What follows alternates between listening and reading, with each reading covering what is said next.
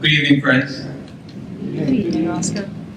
My name is Oskar Pierre Castro, and it is my honor and pleasure to be with you this evening. My talk is entitled Decolonizing the Colonized, the importance of Puerto Rican self-determination.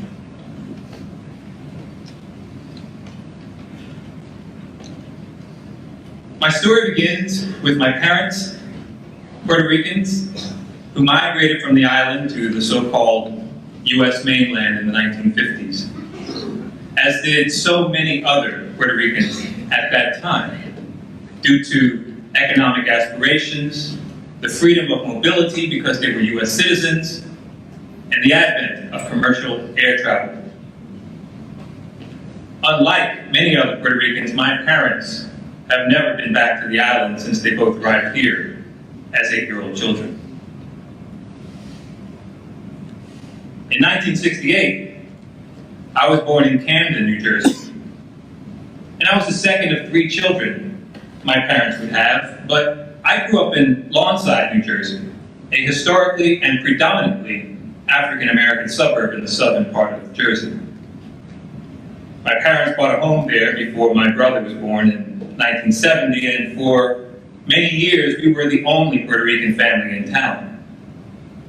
I spent 1 year in kindergarten at the local public school, and for first grade, my parents enrolled me in a predominantly white and inherently racist Catholic school system one town over. I was in that system from first grade up until my junior year in high school. My life as a Puerto Rican child was probably unique for some, but certainly not all, as I found out later in life. I understood that Puerto Ricans were American citizens, but I didn't view my citizenship through a particular Puerto Rican lens. I saw myself as an American who happened to be Puerto Rican. Back then, Spanish was only spoken amongst my parents to keep my siblings and I in the dark about secret parent stuff. And this seemed normal, since none of my peers spoke Spanish either. I fully embraced America. And yet, something nagged at me. I always knew that I was different. I was always the other in groups, because I was always the only Puerto Rican. Despite this, I worked hard to fit in with both segments of my cohort. Before code switching was a thing, I was doing it. My mom says that I was precocious and that I asked a lot of questions when I was younger. At an early age, I learned to listen and analyze things such as what my parents were saying in Spanish so that I could figure out their secrets. And I listened to adult conversations intently, always finding what adults were talking about way more interesting than what my peers might want to talk about. I learned about the horrors of the Vietnam War because I paid attention as it was covered on TV and the radio when I was very young. My Uncle Angel was also a Vietnam veteran, traumatized by his experience, so I listened when he shared stories about the war. I also learned about Watergate, and I was fascinated by the intrigue as I listened to newscasters or my parents talk about what was happening in the country. Aside from the news, music also helped to inform my understanding of the world. There were many songs I heard as a child that had messages which tugged at me, or which made me curious. And one moment of lyrical analysis stands out for me. When I was about 8 or 9 years old, I heard James Brown's "Say It Loud, I'm Black and I'm Proud" on the radio, and I liked it. I hadn't heard it before, and as I listened, I got to thinking about the lyrics. Because I was isolated from the larger Puerto Rican diaspora, I did not know then about the Puerto Rican national anthem La Borinqueña.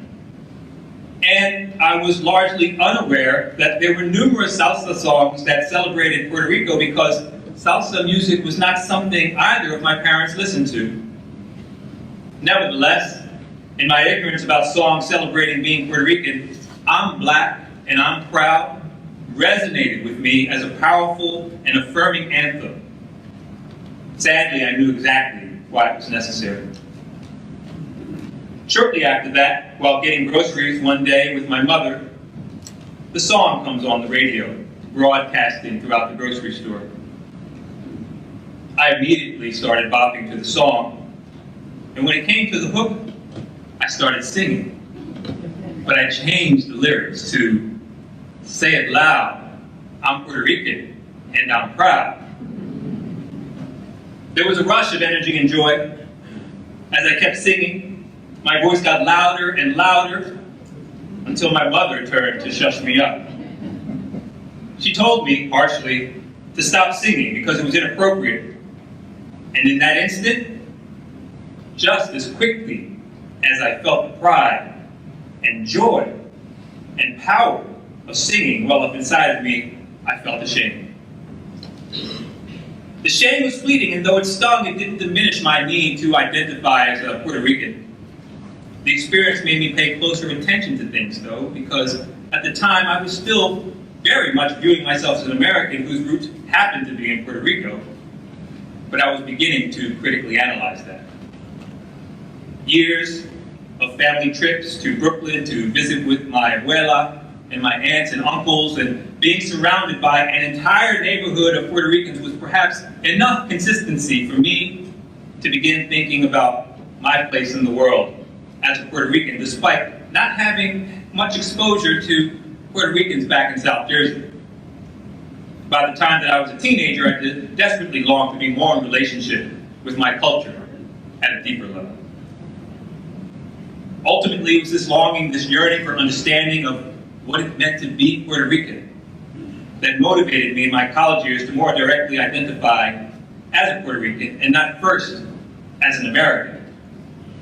I learned how to cook my own arroz con gandules, and I began to listen to salsa, and I also had more exposure to other Puerto Ricans my age who were seeking higher educational goals. This time in my journey also solidified an intention to better understand the socio-political reality of being the subject of a colonial power such as the United States. I immersed myself into independent study with the guidance of people like the late Puerto Rican poet Fidi Thomas and my mentors Johanna Velez and Luis Sanabria. My truth is that I learned a lot during this time. I learned that shortly after discovering Columbus and the Spaniards in 1492, my ancestors, the indigenous Taínos, were enslaved by them. My people were made to do all sorts of manual labor for the Spanish invaders, killing those who didn't comply. The Spaniards engaged in acts of genocide, and along with disease carried over from Europe, the Spanish presence caused the death of nearly 7 million Taínos. It has been theorized they all died, but enough of them fled to the mountains and hid as best they could in land which was their birthright. The Spanish then began bringing enslaved Africans to the island, some of whom escaped and lived with the clandestine Taínos.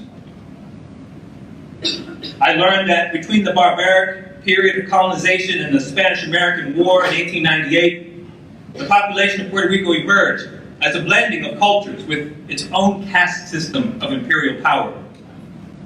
This power was reflected in the ruling class, being those of fairer skin, and more identifiably of Spanish descent, with the darker-skinned farmers, or Jibaros, being the most downtrodden in the social and economic system. When U.S. colonization began in August of 1898, this system did not change, and in fact, it fit in well with the white supremacy notions of the day.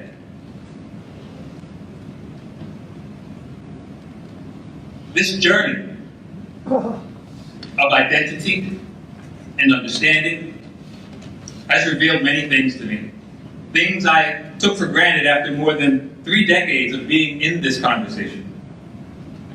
When I became a Quaker, it was because I felt the actions of Quakers were their testimonies, and I knew that their impact was mostly good. I felt that the Quaker way resonated with my mystical self and my social justice self. So you can imagine how much of a shock it was for this Quaker when I learned very recently that early 20th century Quakers had a hand in making Puerto Ricans second-class citizens.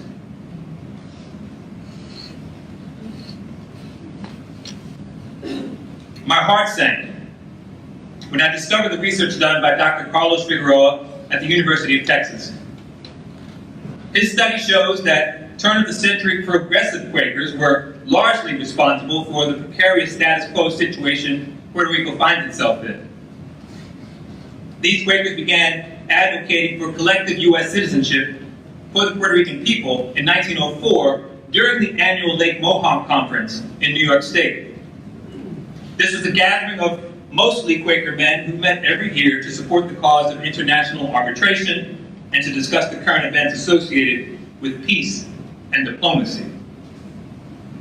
However, as these progressive Quakers sought to get Puerto Ricans out of the political limbo they were in at this time, they did not challenge whether or not the United States should control Puerto Rico. These Quakers also did not push back on the ugly, hyper-Christian, racialism, and nationalistic lenses that dehumanized the Puerto Rican people and was being used to guide discussions at broader levels. So their silence on that, according to Dr. Figueroa, eschews any noble intentions towards greater dignity for Puerto Ricans. I learned that for the most part, Puerto Rican delegates who would attend these gatherings felt that their concern for self-determination was not being heard by the Quakers, who were strongly in favor of collective citizenship. So, the Puerto Ricans stopped attending. And the Quakers, without hearing from the Puerto Ricans, began to advocate in a vacuum because they lacked the cultural competency to authentically listen to those representing the impacted Puerto Ricans on the island. It took more than a decade, but due in part to Quaker advocacy, the U.S. Congress finally adopted a series of laws under the Jones-Shafroth Act, which established Puerto Rico as a U.S. territory and made Puerto Rican citizens in 1917. Ironically, the U.S. government was then able to draft Puerto Rican men into its military to fight World War I.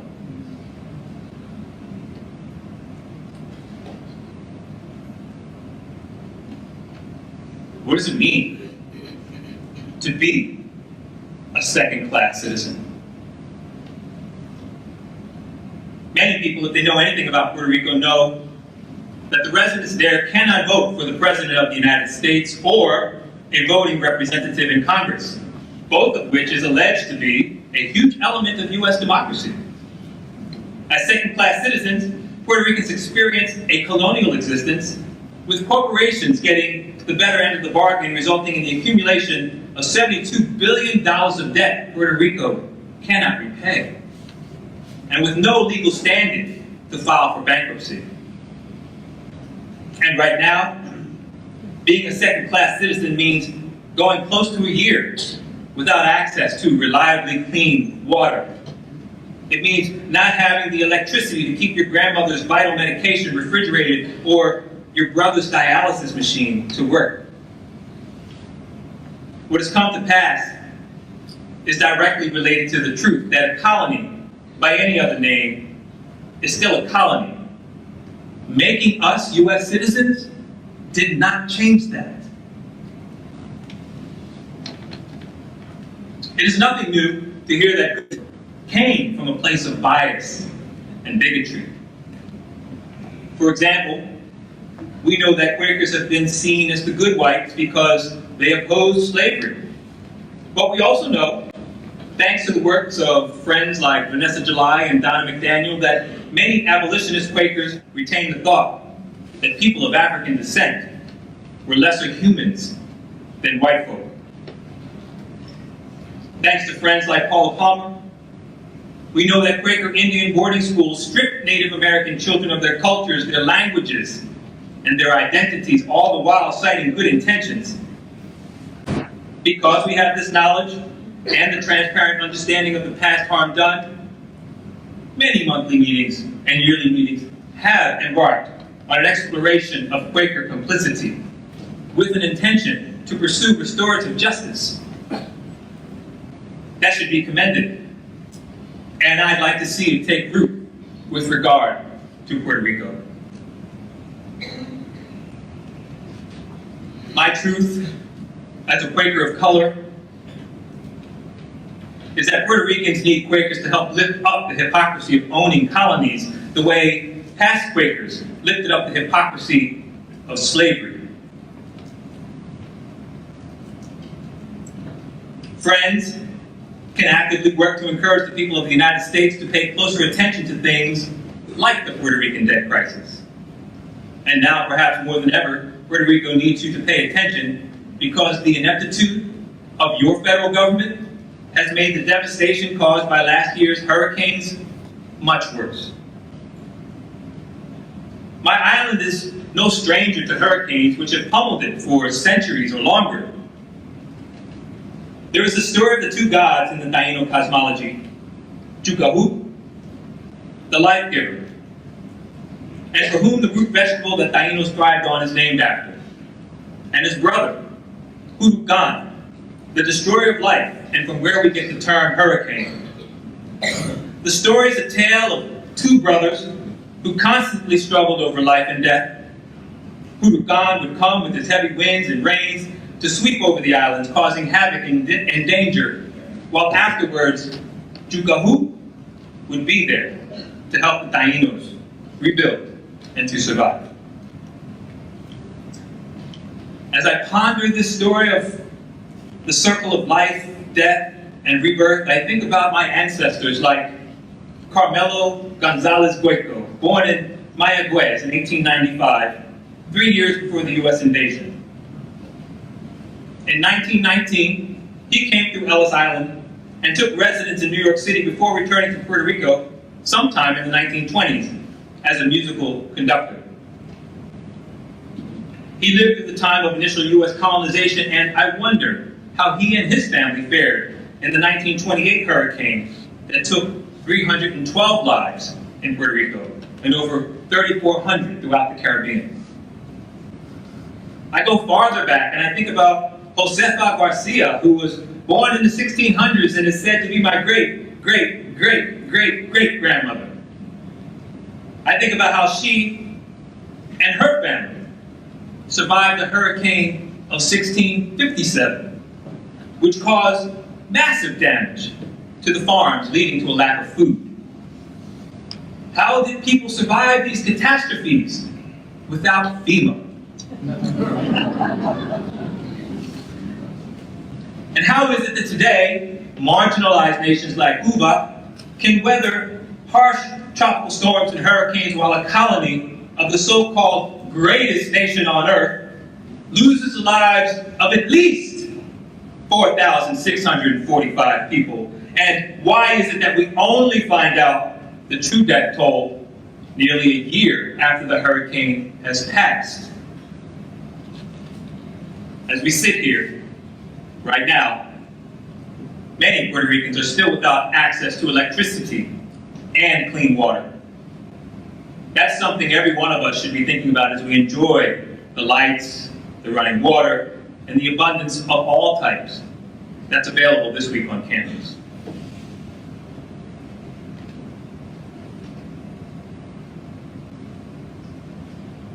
Seeking to merge my sense of justice with my understanding of the divine was part of the reason for pursuing the Quaker way. It has been a process, and my path is fundamentally tied to the knowledge that there is that of God in everything. My practice as a Quaker who was influenced by more than the Bible or the teachings of Jesus is to let my understanding of justice be led by the Spirit. And as I work to struggle for justice in Puerto Rico, I am finding a spiritual leading to edify and educate those like you here, so that as a friend among friends, I am not alone in my concern for those whose fate the U.S. government and its citizens claim to be in control of. People often ask me what can be done. If we are talking about disaster relief, some examples include meetings working to help farms in Puerto Rico to rebuild their systems and to better enable Puerto Ricans not to have to import 85% of their food.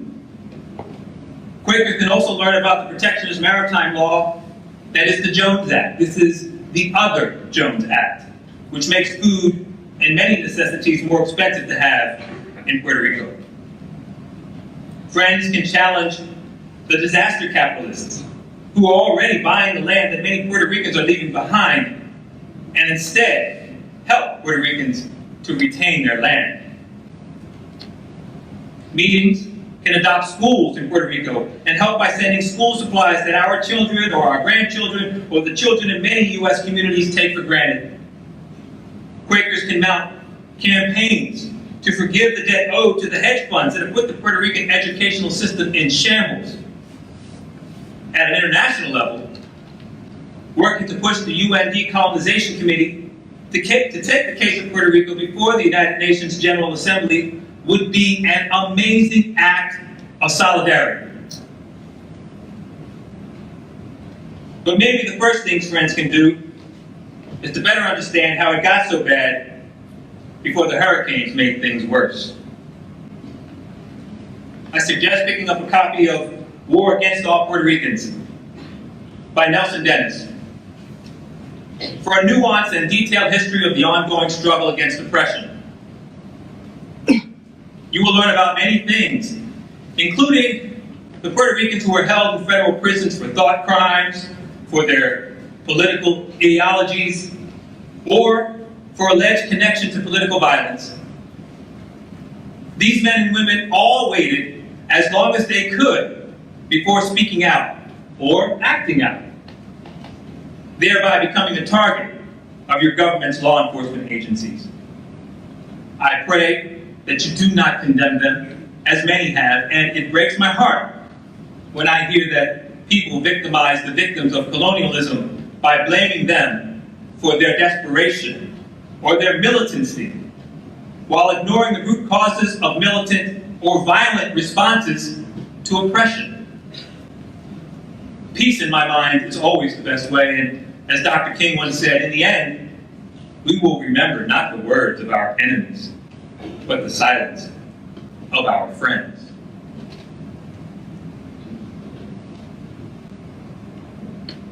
The original name of my island is called Borinquen, meaning the land of the great lords. The land is the power of our people. It has sustained us despite the ravages of genocide, colonialism, imperialism, and despite being in the path of hurricanes. Millions of us who were born here on Turtle Island have strong ties to the land many miles away and where we may never have lived. And yet the land, according to U.S. law, belongs to the United States Congress and each one of the lawmakers representing you. So it is that you also claim ownership of Puerto Rico. Together, we must work towards decolonization so that my people and the land have a chance to be restored in harmony. I pray that friends will recognize the moral imperative that Quakers have in the 21st century to support Puerto Rican self-determination and to work to undo the past harm done by those with privilege and influence. I encourage you to consider how you can help to make that change happen. In the native tongue of my ancestors I say, Taino ti. May the good and the great spirits be with you. Thank you.